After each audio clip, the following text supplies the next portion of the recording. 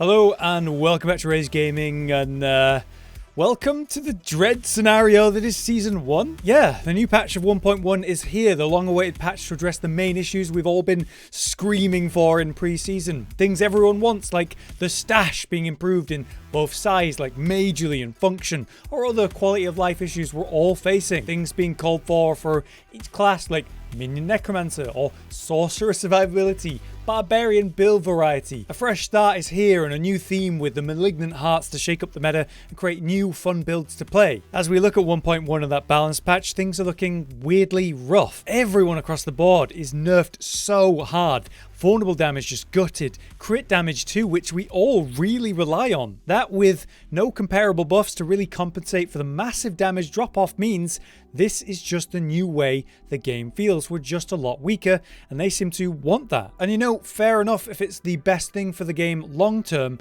but right now, each class feels sorely lacking in the changes we were really hoping for. Irrelevant of nerfs, I'm talking mechanical changes. Now the hearts, on the other hand, do have some interesting mechanics and a lot of potential. Certain classes have some awesome ones, but it doesn't seem like it's going to balance out, to be honest, compared to where we were before. It's feeling like a bit of a bitter pill to swallow for a patch that was meant to be very hype and exciting.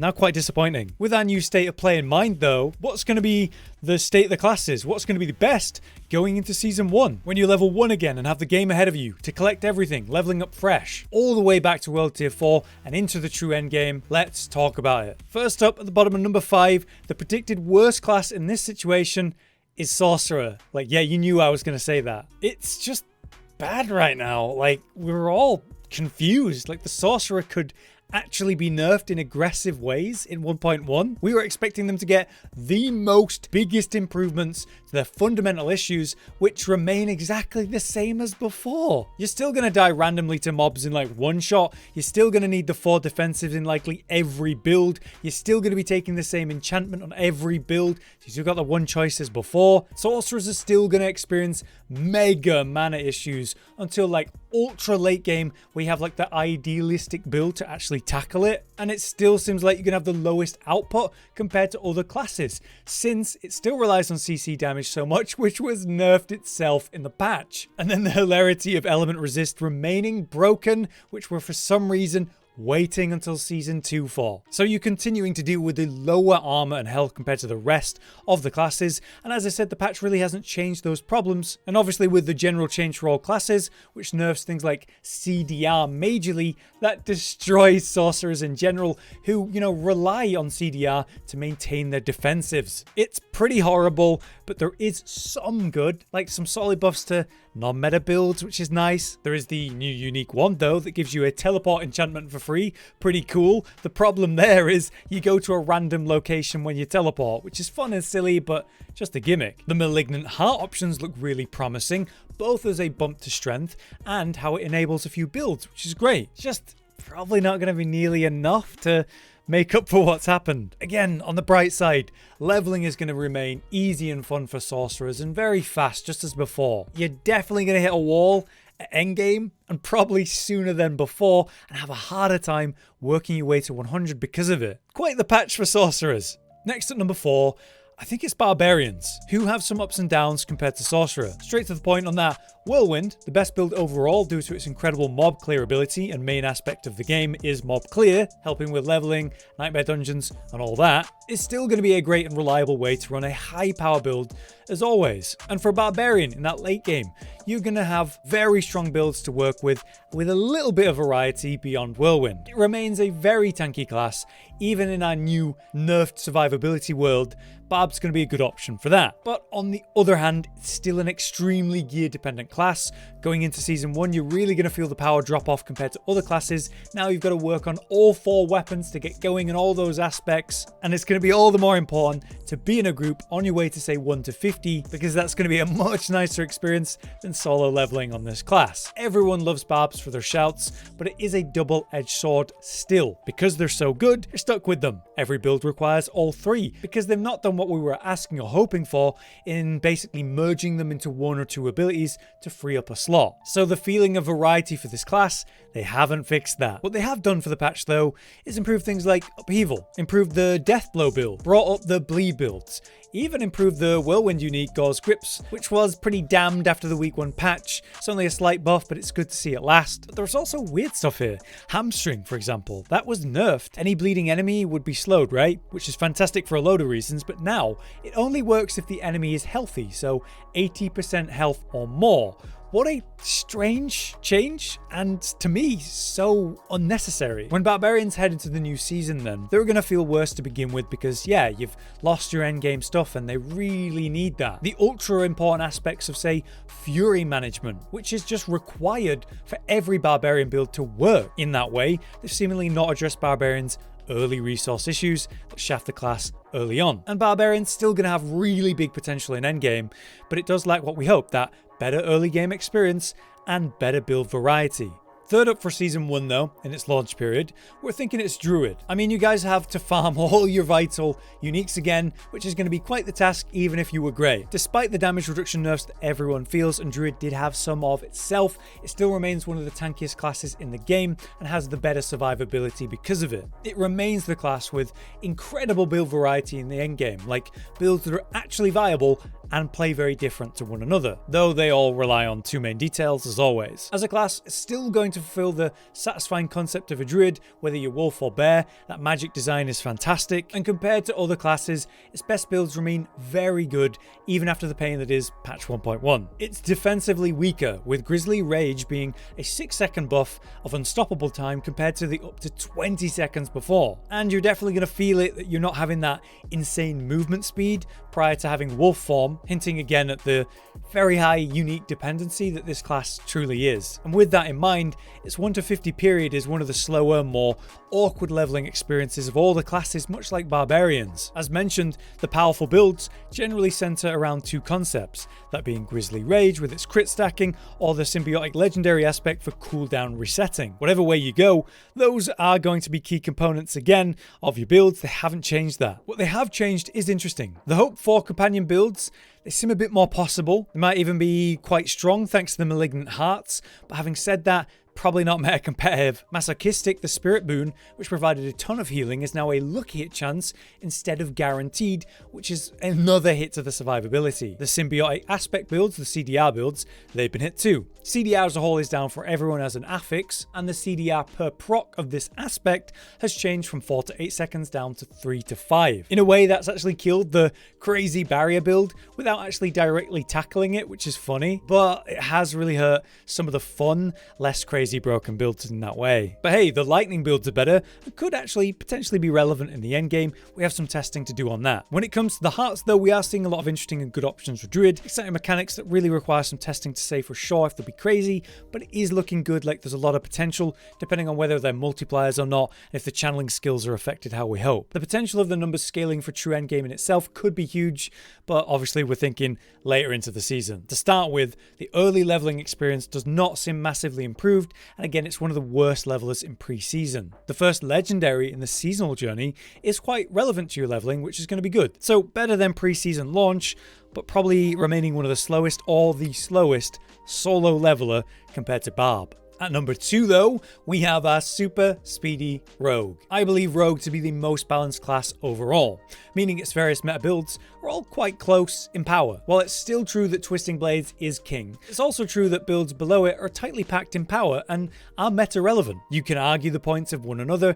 in mechanics and benefits, and their output and clear times are close. Compared to most classes, this is a genuine achievement for the balance. With that in mind, in 1.1, Rogue has also taken the same outrageous hits to the crit damage and the insane vulnerable damage drop-off as everyone else. As a class that generates next to infinite vulnerability thanks to a variety of methods, including the insanely good puncture basic attack, this really hurts the class. Its specific class balancing does provide a bunch of little benefits though. The Shadow Clone aspects have some improvements. There's a new aspect for puncture that causes the third cast to be poison imbued for 100 to 150% of normal potency, which is cool. We take CDR hits like everyone else, but there's better CDR for Death Trap with Supreme Death Trap, which is nice. Its best glyph, the one every rogue build was taking, Combat, well that bonus now benefits all damage instead of just core skills. If you use imbuement builds, the imbuement legendary node, Eldritch Bounty, that benefit went up from 6 seconds to 9. But yeah, basically the balancing changes were surprisingly nice for Rogue compared to most classes. In regards to the hearts, it has some interesting utility in them. The Cluster Munitions heart gives us a 20% chance to drop some free stun grenades for their stun for half a second. There's a lot of ways we can benefit from grenades, and having a new way to fit them into the build without like a nasty trade-off can be pretty good for the damage and survivability potential. Much like Trickery Heart drops a decoy trap after you use a subterfuge skill, meaning probably Dark Shroud or Poison Trap. It taunts enemies, drawing off their attention, and then explodes in shadow damage, which can happen often with a small 5-second cooldown. And its Wrathful Heart pick is amazing for your imbuement builds. A small chance to apply all imbuement effects at 40 to 50% of their normal potency. Incredible for popping packs with Shadow Imbue or damage over time with poison, for example. So Rogue, yeah, it's done really well relative to everyone else in the patch, and as the original fastest leveler due to its early power spikes of combo points or inner sight and the crazy good mobility, the movement speed, it's in a good place. Even if, yeah, like everyone, it's taken the horrible hit to damage overall. The only reason I rate it at number 2 is because of a certain class that I think has some bigger, serious damage potential relative to the new way the game works. Number 1 then I think is weirdly Necromancer. In theory, finding itself at the top. The truth is Necromancer is still really strong and has some real balancing in terms of the best builds and its worst builds being buffed and nerfed to be sort of closer to one another, comparable to Rogue. Looking at Bone Spear, it's true that both Evulsion, the passive, was nerfed, and a main aspect, the splintering aspect, its bone shard damage is nearly cut in half, but its damage is still really good. Bone Spear, after all, was the undefeated king of all builds for Necromancer and pushed it towards the top of all classes. As a class, we have a universal hit in the form of the best aspect, Grasping Veins. Its critical strike damage bonus is down by 20% on the top roll, which is a nasty hit, but one of our hearts is going to really help with that. And while vulnerable damage is dealing nearly half of what it did before,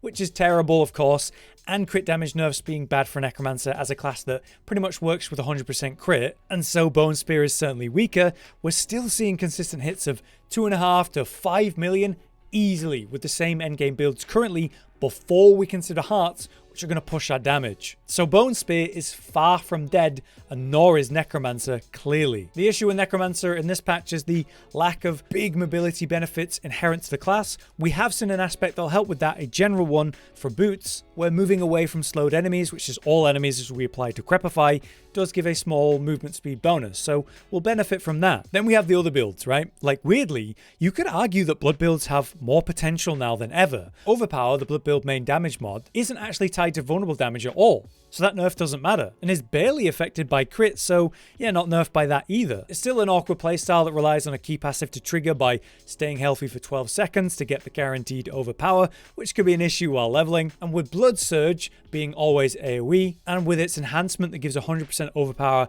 guaranteed after a few uses, there is a lot of potential there. And despite the many buffs to Bloodlance, I still rate Blood Surge as a more reliable pick, especially for leveling. However, you know, with Bloodlance, with the new aspect that we have working, if it works how it seems to with the whole consuming all blood orbs and sending a bunch of lances from them, while also, yeah, hopefully giving the benefits of picking them up normally, it could be kind of insane. So once you have a more complete build, I think Bloodlance has a real chance in the meta. Then we have minion builds, which didn't get the desperately called for mechanical changes or improvements. We were really hoping that we'd see a lot of benefits you find in the Paragon and late game aspects in the skill tree, but for some reason it's still going to be tough for minion builds in the early days. It did get some raw damage benefits though, that will feel nice, and Shadow Blight builds are looking even better. You've got better shadow damage and shadow damage over time affixes for gear being buffed. The aspects of Ultimate Shadow and Blood Soaked are both buffed in damage too, unexpectedly. So say the Shadow Mist build is better. Then we've got like the actual Malignant Hearts. The Great Feast Wrathful Heart has big potential, providing you with increased damage in exchange for intense Essence Drain, buffing your minions, or you if you're not actually running them, for a huge 75% damage buff, which could be nuts. There is the Decrepit Aura Heart, potentially providing you a free Decrepify effect around you for 5 to 15 seconds when 5 or more enemies are near you. Tempting Fate, the General Vicious Heart, gives up to 60% crit strike damage in exchange for 20 to 15% less damage on non-crits, which when we're say running 100% crit in various builds can be insane, countering the crit damage nerfs that all classes have felt. So yeah, right now I think it's being hit the least in the pre-patch, and in Season 1 I think on paper it has the most potential. So that's why in theory I put it at number 1. But there you have it, a theoretical look at things going into Season 1,